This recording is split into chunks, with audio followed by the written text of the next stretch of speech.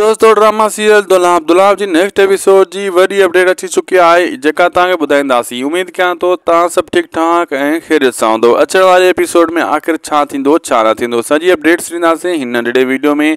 दोस्तों इनके आखिर ताईं ॾिसंदा ऐं लाइक सब्सक्राइब शेयर भी ज़रूर कंदा असांजे हिन यूट्यूब चैनल के।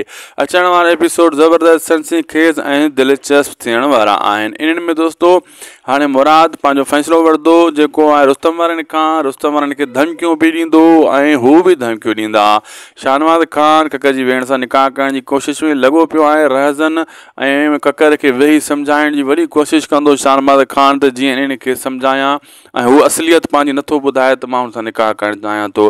नेठि तंग थी जेको आहे जात ज़ोरी निकाह करे जेको आहे पोइ ॿुधाईंदो ककर वारनि खे या वरी उन्हनि खे हाणे हथड़ो फेरे इहा ई ॻाल्हि कंदो त मुराद खां अली खान खां जान छॾाइण जे लाइ मां छोकिरी हिते रखी आहे ऐं तव्हांखे ॾींदुसि त वरी मसला वधंदा फलान टीर मटीर हेॾां होॾां ऐं शाहनवाज़ खान जा हाणे दुश्मन रहज़न वारा बि थी वेंदा।